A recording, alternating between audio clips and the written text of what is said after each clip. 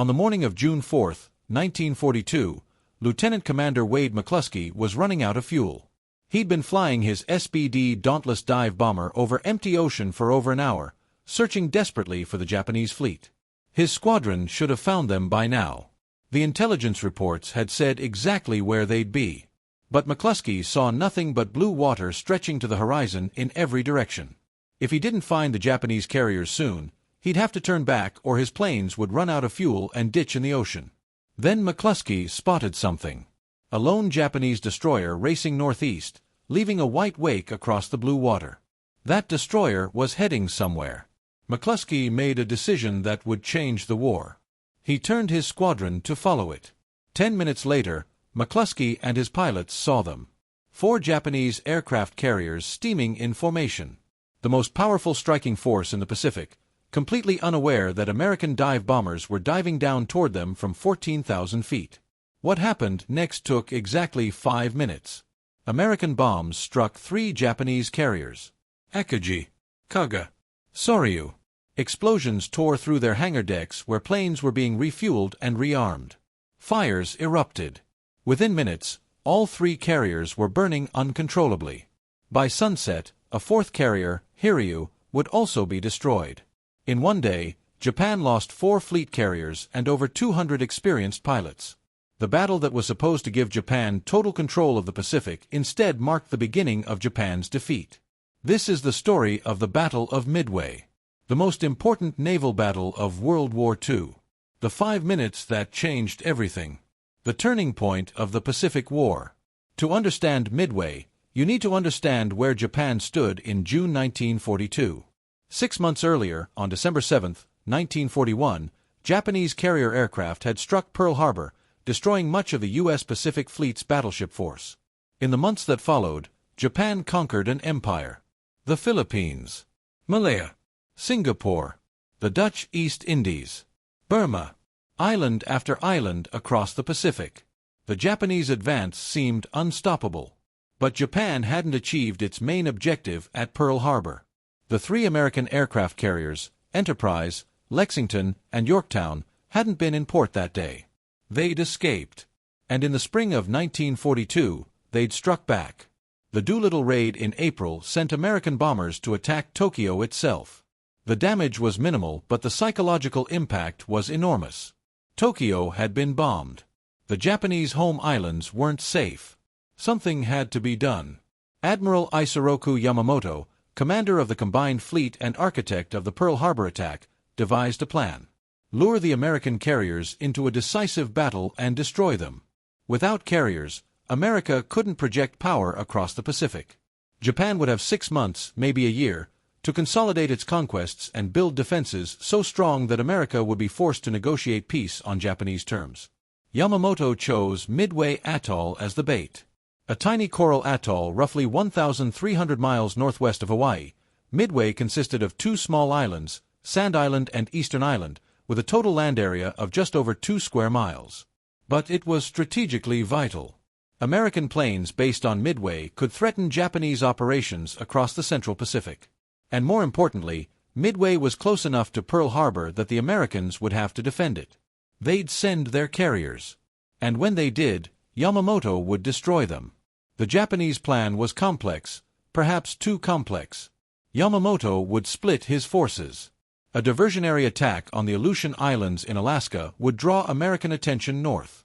The main striking force, the Kido Butai under Vice Admiral Chuchi Nagumo, would approach Midway from the northwest with 4 heavy carriers. Akagi, Kaga, Soryu, Hiryu. These were the same carriers that had attacked Pearl Harbor. Together they carried over 240 aircraft and were crewed by the most experienced carrier aviators in the world. The carriers would bomb Midway, destroying its defenses and air power. Then an invasion force would land troops to capture the atoll. And when the American carriers rushed from Pearl Harbor to save Midway, Yamamoto's battleships, lurking to the west with overwhelming firepower, would move in and destroy them. It was an ambitious plan. But it had a critical weakness. It assumed the Americans wouldn't know it was coming. They did know. American codebreakers at Station HYPO in Pearl Harbor, led by Commander Joseph Rockefort, had been working for months to crack Japanese naval codes. By May 1942, they'd made enough progress to understand that Japan was planning a major operation against a target designated AF in their messages. Rockefort believed AF was Midway, but he needed proof. So Rockefort devised a trick. He had Midway send an uncoded message saying their freshwater distillation plant had broken down. Sure enough, Japanese naval intelligence intercepted this message and reported that AF was short of fresh water. The Americans now knew for certain AF was Midway, and they knew when the attack was coming. Early June. Admiral Chester Nimitz, commander of the U.S. Pacific Fleet, had a decision to make. He could wait at Pearl Harbor and defend Hawaii when the Japanese came. Or he could take his carriers north and set an ambush at Midway. Nimitz chose the ambush. It was a gamble. If the intelligence was wrong, he'd leave Hawaii vulnerable. But if it was right, he'd have the element of surprise. Nimitz had 3 carriers. Enterprise and Hornet were already in the Pacific. Yorktown had been badly damaged at the Battle of Coral Sea just a month earlier and should have needed months of repairs. But Nimitz needed every ship. Pearl Harbor's shipyard workers performed a miracle, patching Yorktown well enough for combat in just 72 hours. On May 30th, all 3 carriers sortied from Pearl Harbor and headed for a position northeast of Midway designated Point Luck. The Japanese had no idea the Americans were coming. They believed Yorktown had been sunk at Coral Sea. They thought the Americans had at most 2 carriers, and those would be in port at Pearl Harbor. Japanese reconnaissance was poor. No submarines were positioned to watch for American ships. Yamamoto's complex plan required precise timing and perfect communication, but Japanese radio discipline broke down repeatedly. On June 3rd, American patrol planes spotted the Japanese invasion force heading for Midway. The trap was set. Admiral Raymond Spruance commanded Enterprise and Hornet. Rear Admiral Frank Fletcher, aboard Yorktown, was the overall tactical commander. They waited at Point Luck, knowing the Japanese carriers would appear the next morning. At dawn on June 4th, Nagumo launched the first strike against Midway. Over 100 planes, bombers and fighters, flew toward the atoll. Radar on Midway picked them up while they were still 90 miles out. Every American plane on the island scrambled. Fighters went up to intercept. Bombers flew out to attack the Japanese fleet. The slow, obsolete Marine F-2A Buffalo fighters were slaughtered by Japanese Zeros. But the bombers got through to attack the carriers. None scored hits, but they kept the Japanese busy. The Japanese strike on Midway damaged the base but didn't knock it out. The strike leader radioed back that a second attack was needed. Nagumo faced a dilemma. He had a second wave of planes on his carriers, armed with torpedoes and armor-piercing bombs for attacking ships. Should he send them against Midway, or hold them in case American ships appeared? At 7:15 a.m., Nagumo made his decision. Rearm the second wave for another land attack on Midway.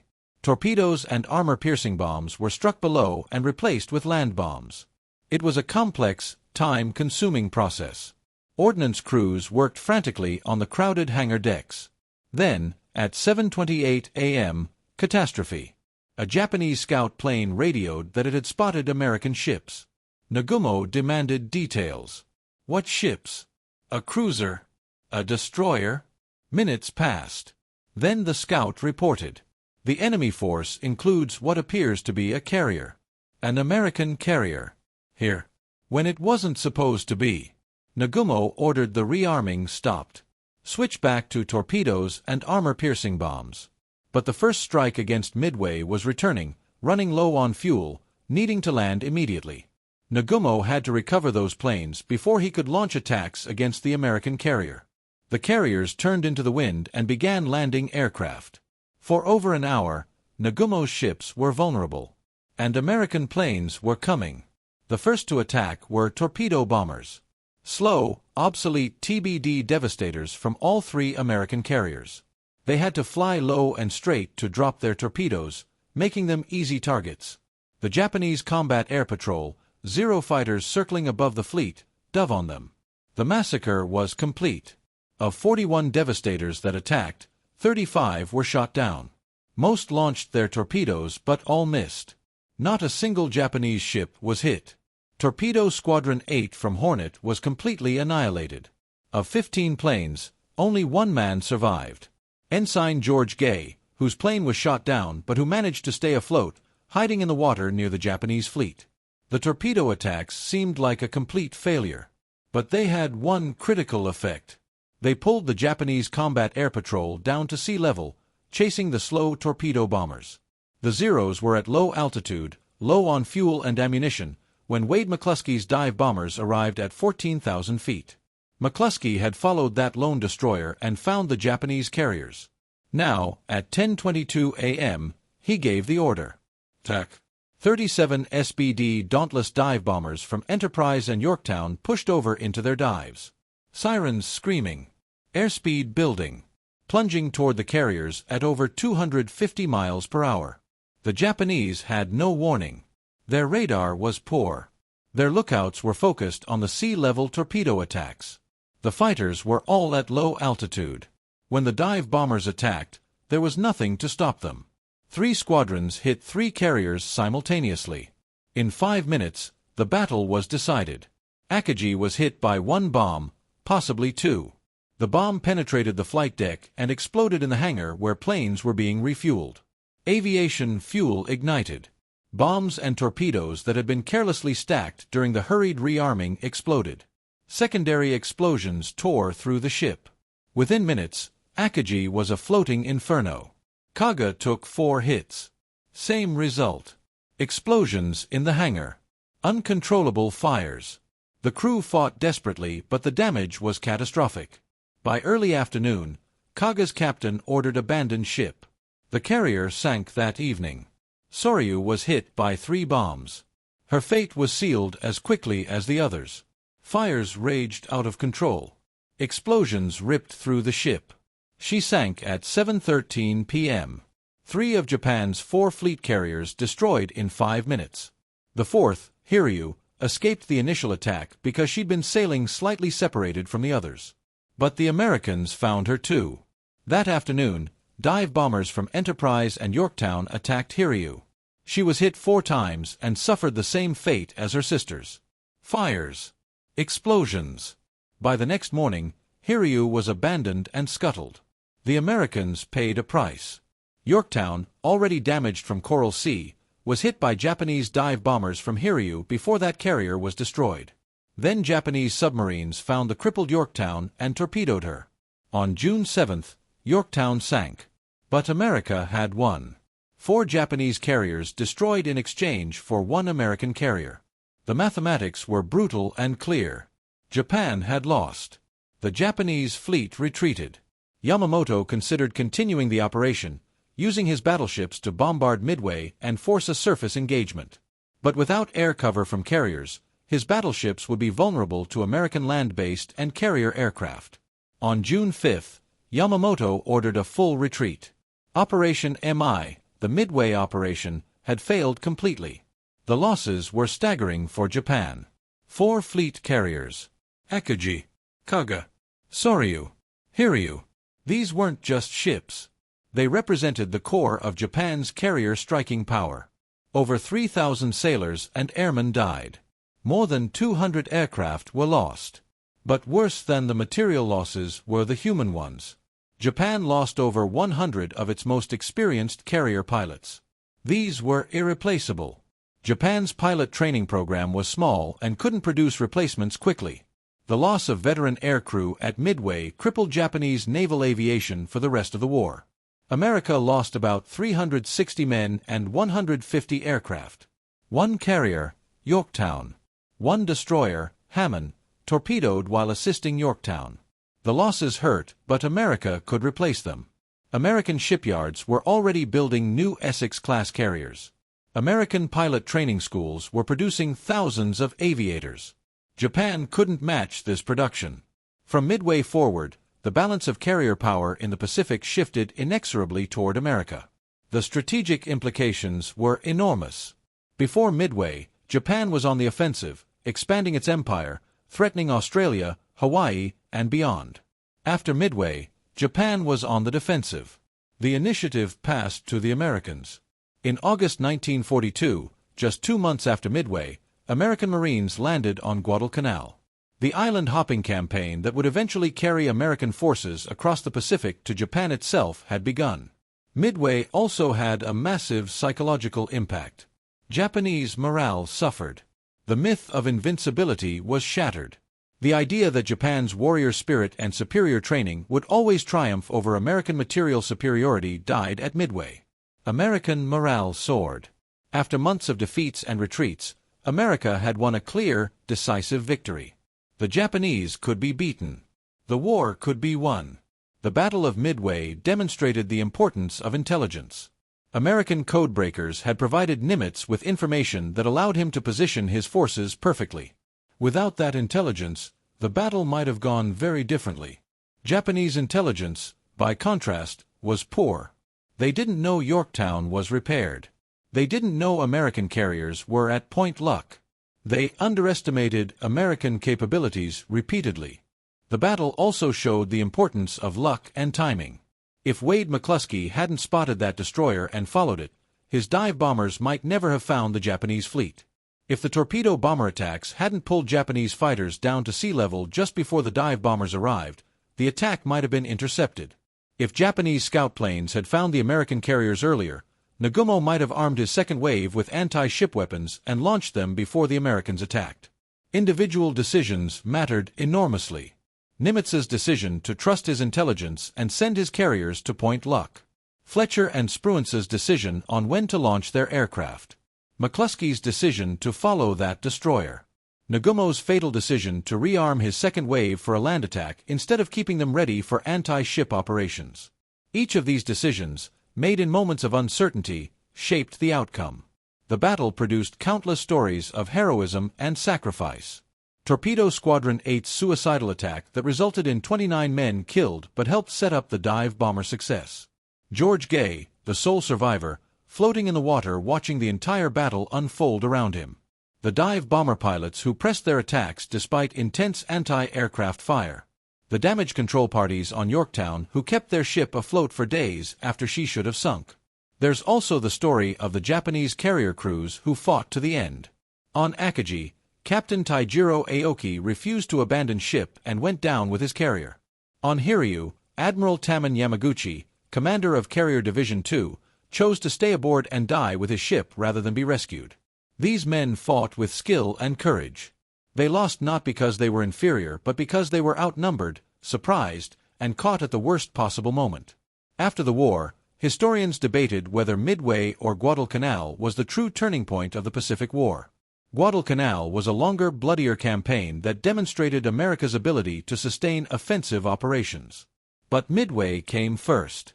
Midway stopped the Japanese advance. Midway destroyed Japan's carrier strike force. Midway shifted the balance of naval power. Without Midway, Guadalcanal might never have been possible. The battle has been studied extensively by naval historians and military strategists. It's taught at military academies worldwide as an example of the importance of intelligence, timing, and decision-making under uncertainty. Books, documentaries, and films have told and retold the story. The 2019 film Midway attempted to dramatize the battle for a new generation. In 1998, oceanographer Robert Ballard, famous for finding the Titanic, located the wreck of Yorktown. She lies in over 16,000 feet of water, remarkably well preserved. Ballard also searched for the Japanese carriers, but the ocean in that area is even deeper, over 17,000 feet, and he didn't find them. The 4 Japanese carriers remain somewhere on the bottom of the Pacific, tombs for the men who went down with them. Today, Midway Atoll is a national wildlife refuge. The military bases are gone. The runways are abandoned. Seabirds nest where Marines once fought. But memorials honor those who fought there. And every June, veterans and historians gather to commemorate the battle that changed the war. The Battle of Midway lasted just 4 days, from June 3 to June 7, 1942. But its impact lasted far longer. It marked the end of Japanese expansion and the beginning of American counteroffensive. It demonstrated that carrier battles would dominate the Pacific War. It proved that intelligence, technology, and industrial production mattered as much as warrior spirit and tactical skill. But most of all, Midway proved that in war, 5 minutes can change everything. 5 minutes when Wade McCluskey's dive bombers hit 3 Japanese carriers. 5 minutes of bombs falling, explosions erupting, fires igniting. 5 minutes that destroyed Japan's offensive power in the Pacific. 5 minutes that turned the tide of World War II.